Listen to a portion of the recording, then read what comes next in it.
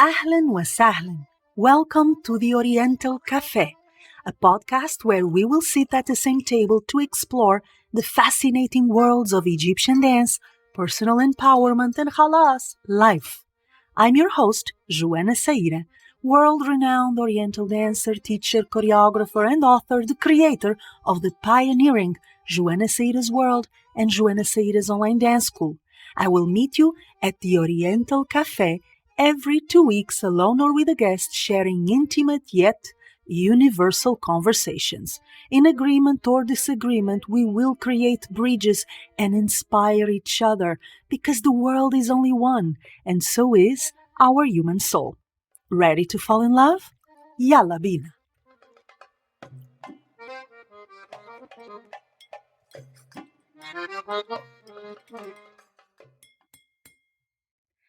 My life-changing story with the Oriental Café. Here's episode 0 of the Oriental Café podcast, hosted by yours truly, Joana Saahirah. This is going to be an introduction episode. It comes without saying that most of what I'm going to share in this podcast with you, either solo or with guests every 15 days, comes from my life experience, not only from my dance experience, but from everything I have observed in all my years of life and work and career and study in Egypt, and all my years of life on this planet Earth. I am a learner, I'm an observer, and I like to learn from experience. I like to draw conclusions from everything I observe in myself and in others. You could say I am a very curious mind, and I am pretty sure I am not alone. So without further ado, let me introduce myself before I tell you my story with the Oriental Café at the Oriental Café, literally. First things first, my name is Joana Saahirah, but that you already know because I mentioned it. I am a world-renowned Oriental dancer, teacher, choreographer, and author, and I'm also the creator of the pioneering Joana Saahirah's World and Joana Saahirah's Online Dance School, delivering authentic Egyptian dance, personal discovery, and empowerment. Now, I'm also the host of this podcast, which I am going to invite you to follow. Subscribe the podcast newsletter if you want to know every time we have a new episode, and if you want to know what our guests and I, the host, are going to prepare for you as bonuses. Yes, sir. Yes, my beautiful lady. There will be bonuses, resources, and exclusive content only available to the subscribers of our podcast newsletter. So I am going to invite you right ahead before we dive into this 0 episode to check the link and subscribe to the newsletter of the podcast. You're going to find it in the show notes if you are listening to this episode 0 in our podcast platform, or in the description box below this video if you're watching episode 0 in my YouTube channel. Having gotten that out of the way, let's dive into my life-changing story at the Oriental Café, and one of the reasons why this podcast is called the Oriental Café. When I moved to Egypt to start my career, I was in what I call ambition mode, conquering mode. I was on a mission. I knew what I wanted. I was not sure how I was going to get it, but I had that warrior energy that had no time to lose, had no energy for anything that was not related to my mission and dream to become a professional, successful Oriental dancer in Egypt and around the world in my own terms, without selling my soul to the bloody devil. Okay, so that was my focus and that was my mission. In the neighborhood where I lived, in Mahmoud Reda, very close from my then teacher, Mahmoud Reda, an area by the Nile, a beautiful neighborhood by the Nile, there were a stray of beledi coffee shops, street coffee shops, typically Egyptian. When I moved, I did not even notice they were there because I was so obsessed and so in a hurry to get things done. I wanted to get my first contract in my own terms. I wanted to gather the best musicians I could gather in my own terms. I wanted to do what others told me would be impossible because I was alone in Egypt. And let's face it, nobody does it the way I did it. It is crazy and I wouldn't advise it. I was trying to do what usually dancers do with a manager, an impresario, a friend, a contact, some kind of help, totally by myself. So that in itself was very ambitious, was very crazy, and very confident. But there was a lot of obsession involved in it. There wouldn't be any other word to describe it. I was obsessed. So I did not notice what was around me. I had no mental space for observation. That was until my dad came to visit me, and at some point we sat down in one of those Beledi coffee shops for breakfast, me and him. For the first time, I saw my neighborhood. For the first time, I saw one of the many Beledi Oriental coffee shops, cafes, that were surrounding my home. And for the first time, I noticed that there were a few things annoying me. One, the fact there was so much relaxation and easiness in that coffee shop, in that cafe or cafes. People were not in a hurry like I was. They were not obsessed like I was. They were not on a mission like I was. They were just enjoying themselves. What a concept. Really, what a concept. Now, let me give you a little bit more of my background. I was not only on a mission, a very difficult, others said impossible mission, I was also a Western young woman. Coming from a Western education, Western mentality. There was no time to lose because I was trained to be productive, to rush, to do as much as possible in the shortest amount of time. I was taught to compete. I was taught to do a lot of the things that I saw those men, mostly men, in those coffee shops were not interested in. And that annoyed the hell out of me. I remember telling my dad, Dad, I mean, none of these men have something to do. They're so calm. They're so easygoing. They're smoking their shisha. They're playing their shish bish, that's backgammon, very common in Oriental cafes in Egypt at least. They're just talking, listening to Kulthum, watching life go by, just existing. They don't have anything to do. It annoyed me so much. I could not understand it. I went deep into colonizer superior syndrome. This is what I call the colonizer superior syndrome, presuming that you know better, right? They don't know. They don't know. Why would they be wasting their time in a coffee shop looking at nothing, doing nothing, just enjoying the moment? It makes no sense. I know better.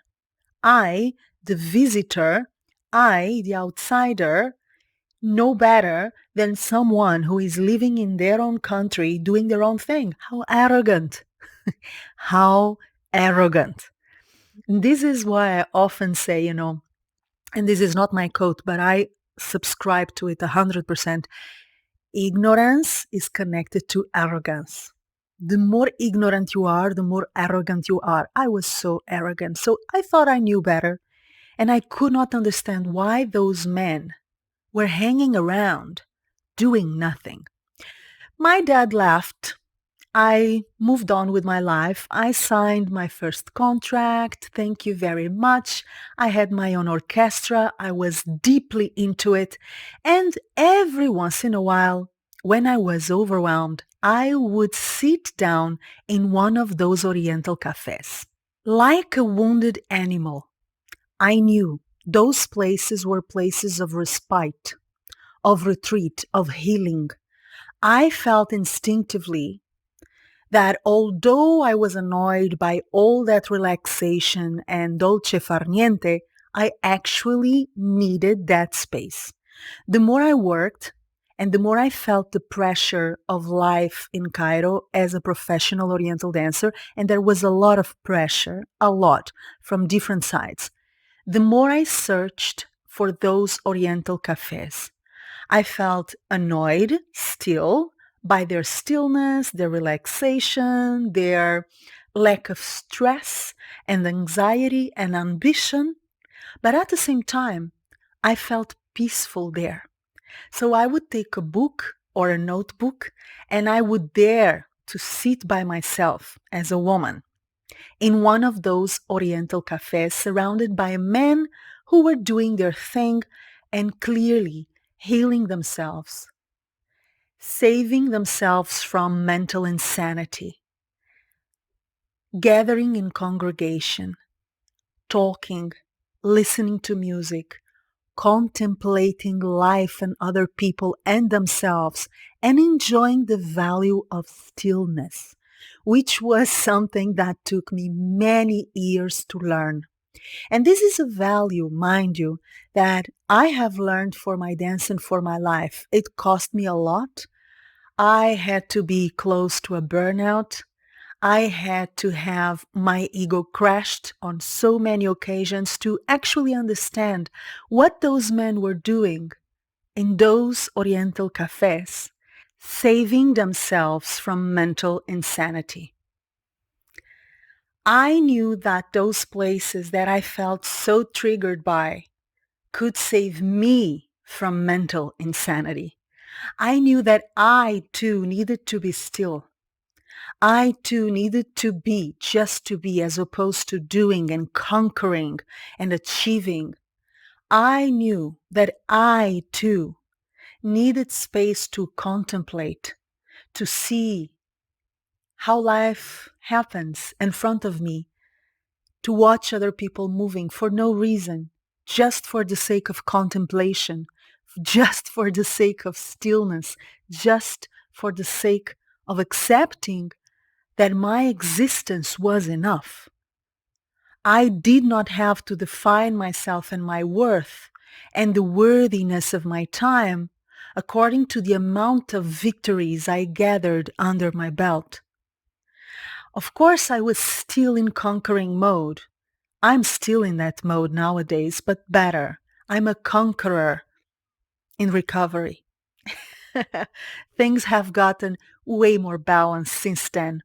But I remember that every time I sat down with those men at those Oriental cafes, they taught me, without wanting to teach me, what it meant to be human, what it meant to save time for yourself, for your friends, for strangers, for existing, for sitting down with a cup of tea, with a shisha, without shisha, playing backgammon shish bish, or not, just to exist, just enjoying life for what it is right now. I know this doesn't sound like much. Perhaps it sounds philosophy or poetry to some of you.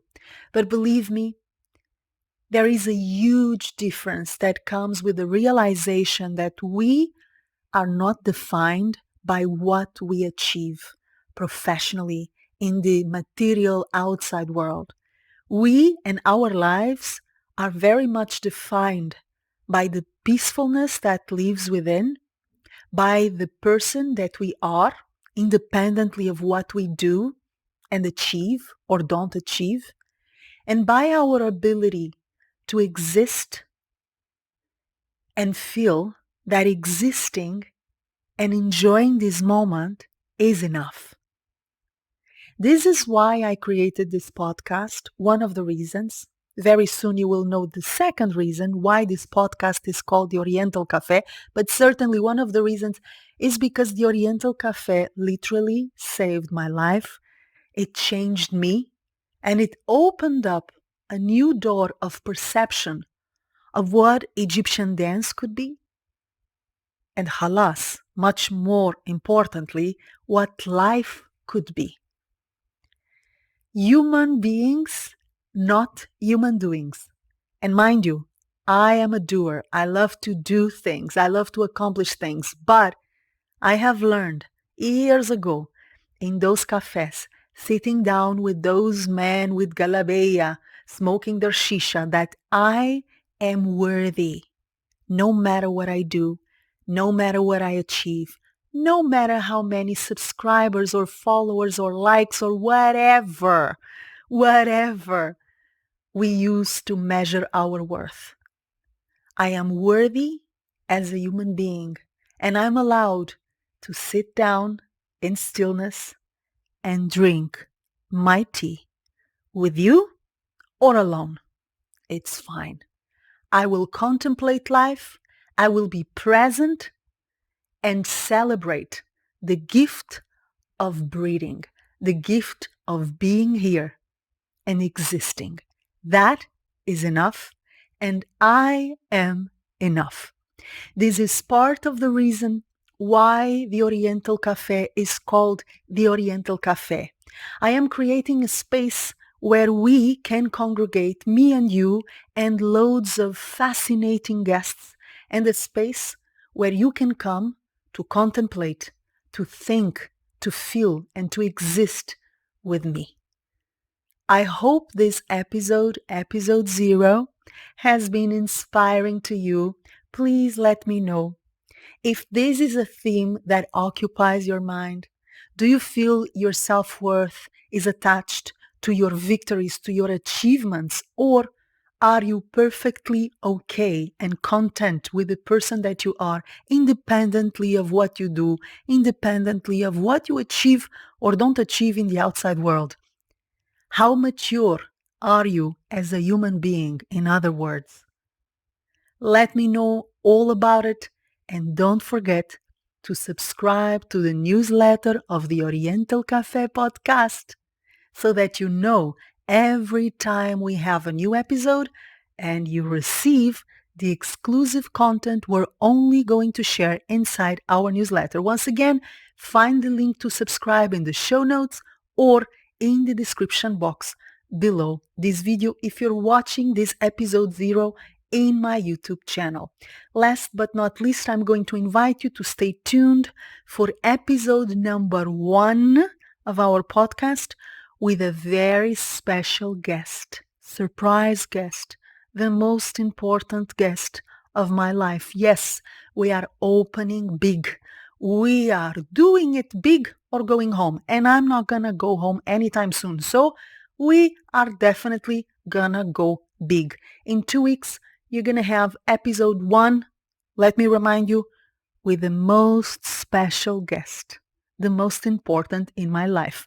And soon enough, you will understand why. I love you and thank you for listening to the episode 0 of the Oriental Café podcast, a place where we will unite in agreement or disagreement to enjoy the magical worlds of Egyptian dance, personal empowerment, and halas, life. I cannot wait to meet you at our episode number 1, right here at the Oriental Café. Love you, see you, and talk with you very soon. Mwah.